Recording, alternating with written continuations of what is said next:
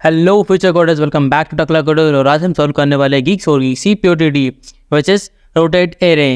इस particular problem में हमें क्या है कि एरे दिया हुआ है और डी वैल्यू दी हुई है। उस पर्टिकुलर डी वैल्यू का मतलब क्या है कि स्टार्टिंग की डी एलिमेंट्स को उठा के आपको पीछे लेके जाना है। ठीक है, आपको क्या करना है, एरे को रिवर्स करना है। कैसे रिवर्स करना है? स्टार्टिंग की जो डी वैल्यूज़ है उनको उठा के पीछे लगा देना है। सिंपल से आपको रिवर्सल परफॉर्म करना है। तो आ जाते हैं अपनी आज की प्रॉब्लम पर। सबसे पहले हमें गूगल पर आ जाना है एंड सर्च कर लेना है GFG problem of the day. So मैं आ चुका हूँ गूगल पे एंड सर्च कर लिया मैंने GFG problem of the day. उसके बाद हमारी जो फर्स्ट लिंक आ रही है उस पर हमें करना है क्लिक। फर्स्ट लिंक पर क्लिक करने के बाद हमारा जो प्रॉब्लम ऑफ द डे का पेज है वो हमारे सामने आ जाएगा। जैसे कि मैं अपनी लास्ट वीडियो में भी आपको बता चुका हूँ कि आपको करना है GFG 160 पर क्लिक। GFG 160 पर क्लिक करने के बाद में आपके पास स्टार्ट कोर्स का ऑप्शन आ रहा होगा। देन स्टार्ट कोर्स के ऑप्शन पर क्लिक करने के बाद में आपकी जो प्रॉब्लम है आपके सामने आ जाएगी। फिर सबसे ऊपर आपके पास एरेज की प्रॉब्लम में रिज्यूम का ऑप्शन आ रहा होगा, उस पर रिज्यूम पर क्लिक कर लें। फिर हमारे सामने ये प्रॉब्लम सामने आ चुके हैं। अभी हमारा आर्टिकल वाला पेज ओपन है क्योंकि लास्ट टाइम हमने आर्टिकल वाले पेज को ओपन करके ही बंद कर दिया था। सो मैं प्रॉब्लम पर क्लिक कर लेता हूँ। प्रॉब्लम्स पर क्लिक करने के बाद हमारे पास चारों प्रॉब्लम दिख रही है और दिखाई दे रहा है कि हमने 3 प्रॉब्लम सॉल्व कर ली है। किसी भी प्रॉब्लम पर सर्कल मतलब कर्सर को ले जाने पर आपको कंपनी स्टैक दिखाई दे रही है। आप क्लिक कर लेते हैं हमारी आज की प्रॉब्लम पर, रोटेटेड एरे। ठीक है, रोटेट एरे जो हमारी प्रॉब्लम है आज की। मैं जैसा कि अपनी हर वीडियो में आपको समझाता हूँ कि आपको सबसे पहले प्रॉब्लम स्टेटमेंट पढ़ना है, देन एग्जांपल समझना है कि एक्चुअल में प्रॉब्लम में इनपुट क्या आने वाला है, आउटपुट क्या होने वाला है। देन कंसेप्ट को समझ के आपको अपने कोड को ऑप्टिमाइज तरीके से सोचना होगा। तो सबसे पहले हम क्या कर लेते हैं, हमारा जो प्रॉब्लम स्टेटमेंट है उसको पढ़ लेते हैं। Which is given an unsorted array ARR, rotate the array to the left counter clockwise direction by D steps, where D is the positive integer. Do not mention change in the array in place. अब यहाँ पे एक note भी दिया है, consider the array as circular. Array को circular consider करना है। ठीक है, मतलब डी की जो वैल्यू है वो एन से भी ज़्यादा हो सकती है। अब यहाँ पर सेकंड चीज़ देख लेते हैं, एग्जाम्पल देख लेते हैं अब। ठीक है, एग्जाम्पल पहला हमारा दिया है 1 2 3 4 5 दिया। डी की वैल्यू क्या थी? 2 थी। मतलब स्टार्टिंग के 2 एलिमेंट 1 एंड 2 को ले जाना है पीछे। आउटपुट आप चेक कर सकते हैं कि 3 4 5 2 क्लास के 3 एलिमेंट थे वो आगे आ गए, स्टार्टिंग की 2 एलिमेंट्स पीछे पहुंच गए क्योंकि डी की वैल्यू क्या थी? 2 थी। हम नेक्स्ट एग्जांपल देखते हैं। नेक्स्ट में आप देख सकते हैं कि डी की वैल्यू क्या है यहाँ पर? 3 है। तो स्टार्टिंग की जो 3 एलिमेंट्स 2 4 6 आप देख सकते हैं आउटपुट में हमें लास्ट में दिखाई दे रहे हैं। बाकी रिमेनिंग एलिमेंट्स आगे आ चुके हैं। सेम कॉन्सेप्ट है। ठीक है, अब थर्ड एग्जाम्पल में देख लेते हैं हम। थर्ड एग्जाम्पल में आप देख सकते हैं डी की वैल्यू 9 थी। 9 4 से ज़्यादा थी। मोड बाय 9 को 4 से मोड करेंगे तो कितना बचेगा हमारे पास में? 1 बचेगा। मतलब स्टार्टिंग का पहला एलिमेंट लास्ट में चला जाएगा, रिमेनिंग एलिमेंट्स आगे आ जाएंगे। 3 9 1।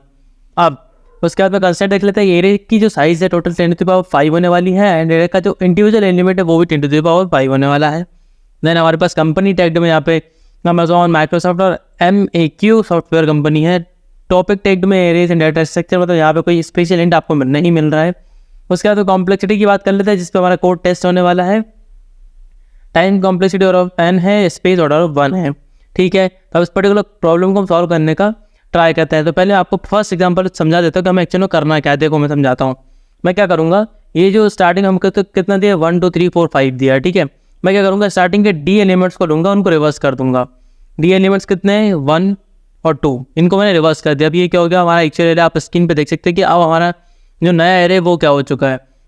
अब बात कर लेते हैं आगे मुझे क्या करना है। फिर उसके बाद में रिमेनिंग जो एलिमेंट्स थे उनको स्वैप कर दूंगा, मतलब उनको रिवर्स कर दूंगा।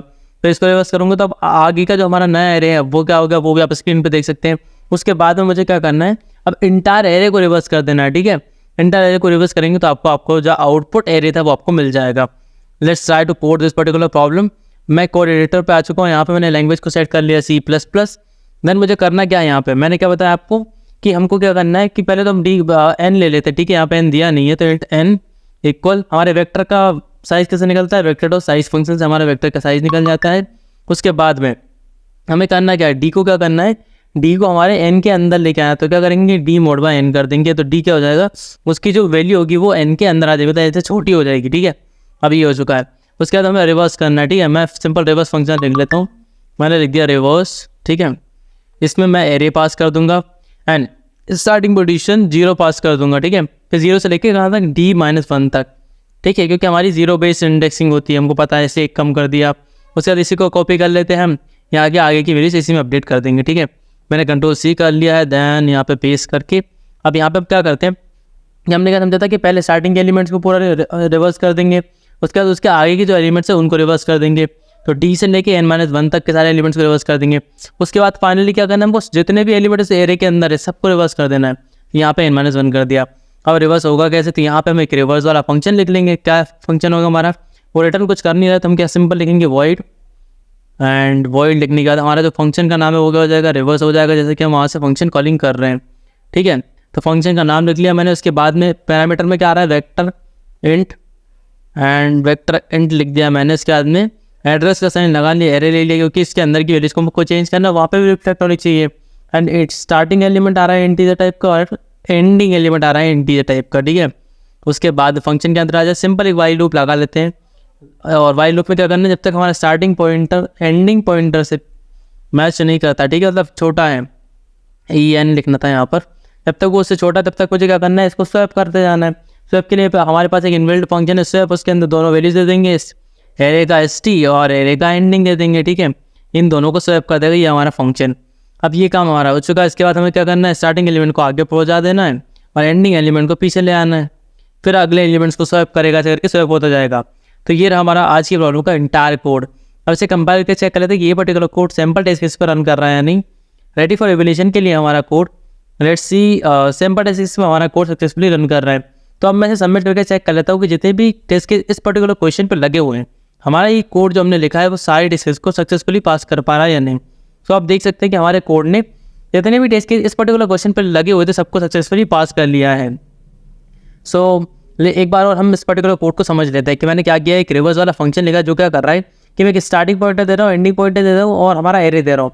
तो स्टार्टिंग और एंडिंग पॉइंटर तक के जितनी वेरिएबल है उस एरे के अंदर सबको स्वैप कर देगा वो, ठीक, मतलब रिवर्स कर देगा उतने पूरी लेंथ को। उसके बाद में तो सब एरे को रिवर्स कर देगा। एंड हमारा जो मेन फंक्शन है रोटेट एरे वाला, उसके अंदर एरे हमारे पास डी आया हुआ है। डी क्या, स्टार्टिंग के कितने एलिमेंट्स को हमें पीछे लेके जाना है। अब मैंने आपको समझा दिया था हमें करना क्या है कि स्टार्टिंग के पहले डी एलिमेंट्स को रिवर्स कर लो, उसके बाद रिमेनिंग एलिमेंट को रिवर्स कर लो, उसके बाद इंटायर एरे को रिवर्स कर दो और हमारा जो आउटपुट में जो हमें रोटेट करना था वो रोटेट एरे आ जाएगा। सिंपल, हमने सबमिट करके भी चेक कर लिया, पर्टिकुलर कोड 100% वर्क कर रहा है। Thank you so much for this particular video. We will meet in the next videos of the next POTD ऑफ Geeks for Geeks and our GFG 160 day challenge. Thank you so much once again.